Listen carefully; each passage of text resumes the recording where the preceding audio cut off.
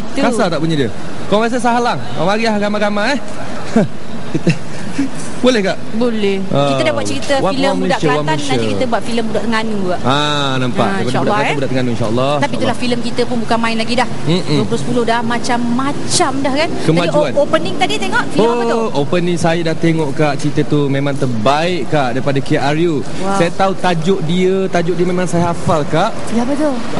Apa ni, Merumahawan Semaju. Tak payahlah nak set semaju. Habis?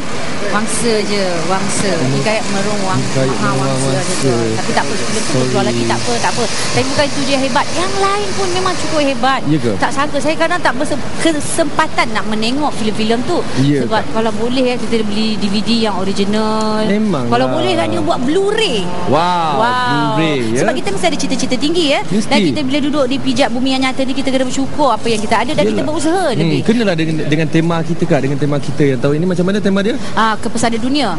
Tapi filem memang Malaysia ada kepesanan dunia. Itu yang paling penting ya. Jadi sekarang kita kategori yang seterusnya. Kategori seterusnya iaitu anugerah filem pendek terbaik dan juga filem dokumentari. Faham? Tahulah, dua-dua saya tahu filem pendek. Saya baik dengan director filem pendek Kak. Saya datang set ni, set up berjam-jam ni kan. Berjam set up ni. Sampai camera roll. Action, cut, red terus. Pendeknya filem dia.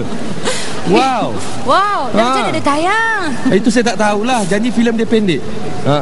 Tapi ada satu lagi filem yang saya selalu tengok. Lagi pendek ni. Dia lagi pendek. Starting dia muzik dia.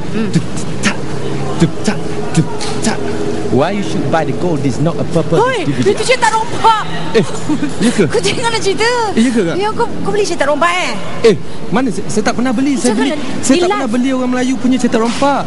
Oh, beli yang putih. Orang betul tak beli. Akak mana tahu ni? Akak tengok jiran punya sebelah. Akak cakap jangan beli. Jangan main-main. Kau ni tanya pula. Jangan tanak kepada cetak rompak. Jangan. Ini perkara bukan main-main ni.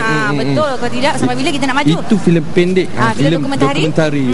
Inilah orang dia. Pasal dokumentari saya tahu Kak. Apa dia? Banyak semua kau tahu. Come on lah, orang filem Kak, orang filem. Saya dah berlakon 2 filem baru. 2 filem. Dua. Okey, faham. Alright, dokumentari contohnya kita tengok filem ni. Can you see that creature? Oh my god, that's crocodile. I want to touch it. Yang itu pun dah meninggal. Meninggal juga.